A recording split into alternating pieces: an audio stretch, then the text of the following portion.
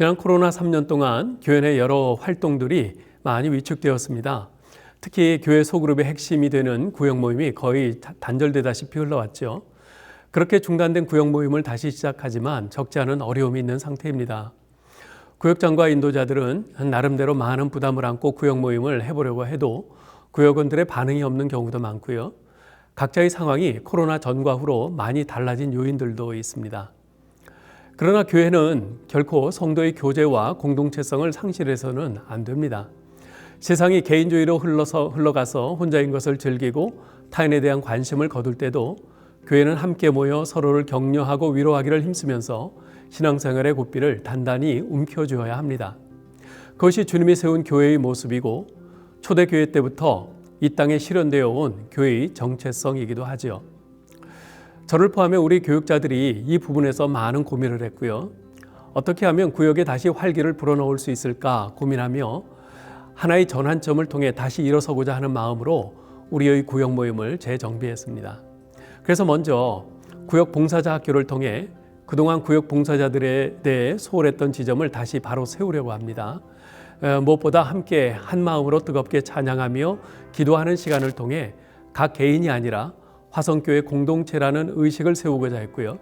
세미나를 통해 구역 봉사자가 다시 굳건히 서야 할 지점을 되새김하는 시간을 갖고자 했습니다. 이 사역은 하반기에도 계속될 것입니다. 또한 구역 봉사자 발대식을 통해 구역 봉사자라는 직책이 할 수 없이 떠맡은 자리가 아니라 주님께서 교회를 통해 각 성도에게 맡겨주신 귀한 자리라는 것을 알리고 싶었습니다. 그렇습니다. 우리 화성교회 구역 봉사자 한 분 한 분은 주님께서 임명하신 귀하고 복된 사명으로 구역을 맡고 있는 거죠. 어떻게 보면 형식적인 것 같지만 이 형식이라는 틀을 기초로 해서 앞으로 관련된 여러 사역들을 통해 화성교회 각 구역을 바로 세워나가고자 합니다. 우리 교회뿐만 아니라 대부분의 교회들이 겪는 어려움 중에 하나가 소그룹이 약화되었다는 것입니다. 이제는 사람들이 모이기를 힘쓰지 않는 시대죠. 거기에는 저마다의 여러 사정과 이유들이 있을 겁니다. 하지만 모이기를 포기하는 순간 교회는 흔히 말하는 썬데이 크리스찬을 양성하는 종교적인 단체로 전락하게 될 겁니다. 따라서 우리는 소그룹 중단이라는 위기를 극복하고자 우선적으로 교회 중심으로 모이는 중그룹 모임을 활성화하고자 하는 목표를 세웠습니다. 현재 각 구역 단위가 소그룹이라면요, 대그룹은 우리 화성교회 전체의 모임을 의미하는데요, 중그룹은 이 중간 단계로서 어떻게 보면 각 교구 혹은 전체 교구의 모임이 이 중그룹에 속한다고 볼 수 있습니다. 중단된 각 소그룹이 움직이는 데에는 인적, 물적 자원이 필요합니다. 그런데 각 구역의 상황을 보면 그것이 가능한 구역도 있지만요, 사실상 많은 구역들이 그렇지 못한 것이 현실입니다. 따라서 우선적으로 모이는 즐거움을 회복하는 데 초점을 맞춰 올 한 해 구역과 교구를 잇는 사역을 하고자 합니다. 구역 봉사자 학교와 발대식을 통해 구역의 새로운 출발을 알렸다면 3월 14일부터는 구역 봉사자들을 교육하는 과정을 개설하려고 합니다. 매주 화요일 오전 11시에 모여서 약 1시간 정도 구역 봉사자들이 알아야 할 이론과 실제를 배우고 나누는 시간을 준비했습니다. 또한 상반기에는 4월에 한 번, 하반기에는 10월에 한 번 행복한 화성 교구 모임이라는 타이틀로 토요일에 전체 교구원들이 함께 모여 즐기는 축제와 같은 모임을 구상하고 있습니다. 이날은 와서 무엇을 하는 것이 아니라 함께 찬양하고 기도하고 즐거운 레크레이션을 통해 소원했던 관계를 회복하고요, 서로가 서로를 알아가며 즐겁게 교제하는 날로 준비될 예정입니다. 이런 사역들을 통해 우리 화성교회 공동체는 코로나 위기와 개인주의로 흘러가는 세상의 흐름을 역행하여 모이는 공동체, 다시 회복하는 공동체로 바로 설 기틀을 마련해 나갈 것입니다. 앞서 이야기했지만 이번 상반기부터 구역 봉사자들이 배우고 고민을 나누는 시간을 준비하고 있습니다. 그 시작은 3월 둘째 주 화요일인데요. 상반기는 8주간 매주 화요일 11시에 나는 구역 봉사자다라는 주제로 구역 봉사자들이 배울 수 있는 시간을 계획했습니다. 강사는 박지원 목사님이고요. 자세한 내용은 광고를 통해 참조하시면 되겠는데요. 구역 모임의 이론과 실제에 대하여 나눌 수 있는 유익한 시간이 되리라 기대하고 있습니다. 이를 토대로 하반기에는 상반기의 교육 과정에서 나온 여러 피드백을 가지고 조금 더 발전한 교육 과정을 준비하도록 할 예정입니다. 앞으로는 현재 구역 봉사자들에 대한 교육과 앞으로 세워질 예비 구역 봉사자들을 세우는 그런 커리큘럼도 준비하려고 계획 중입니다. 무엇보다 우리 화성교회 성도들의 기도와 관심이 필요합니다. 개설되면 적극적으로 참여해 주시고 기도로 이 사역에 동참해 주시기를 간곡히 부탁드립니다.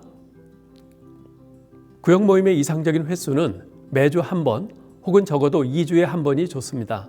하지만 요즘같이 직장 생활을 하는 인구수가 많아진 현실에서는 이것마저도 쉽지 않다는 것을 잘 알고 있습니다. 따라서 적어도 한 달에 한 번은 꼭 구역이 모여서 예배하고 삶을 나누는 시간을 가지는 것이 좋다고 봅니다. 직접 만나서 얼굴과 얼굴을 대면하여 모이는 모임은 최소한 한 달에 한 번 혹은 두 번씩 가지되 그렇지 않은 주에는 구역 봉사자들께서 돌봄 사역을 꼭 해주시기 바랍니다. 전통적으로 장소는 각 가정에서 돌아가면서 드렸지만 요즘 같은 시대에 그것도 여러 제약이 있기 때문에 가능하면 각 가정을 오픈해서 함께 드리되 여의치 않으면 교회를 적극적으로 활용하시는 것을 추천합니다. 중요한 것은 상황이 이러니 모일 수 없어 하고 자포자기하는 마음이 아니라 히브리서 10장 25절 말씀처럼 모이기를 패하는 어떤 사람들의 습관과 같이 하지 말고 서로 돌아보아 사랑과 선행을 격려하고 어떻게든 모이기를 힘쓰는 것입니다. 먼저 돌봄의 성경적 원리를 기억할 필요가 있는데요. 사도 바울은 데살로니가전서 2장에서 돌봄의 두 가지 원리에 대해서 말합니다. 하나는 엄마처럼이고요. 다른 하나는 아버지처럼입니다. 2장 7절에서 이렇게 말합니다. 우리는 너희 가운데서 유순한 자가 되어 유모가 자기 자녀를 기름과 같이 하였으니.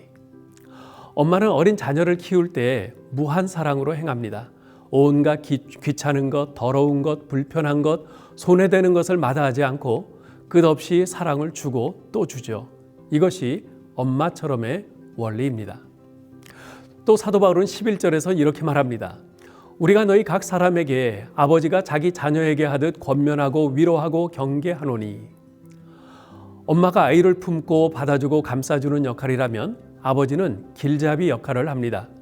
자녀에게 무엇이 옳고 그른지를 가르쳐주고 권면하고 경계하는 것이죠. 이런 원리를 기초로 해서 실제로 구역원들에 대한 돌봄을 감당해야 하는데요. 돌봄을 잘하기 위해 중요한 것은 관심과 기억입니다. 자기 구역원들을 늘 관심을 갖고 기억하는 것이죠.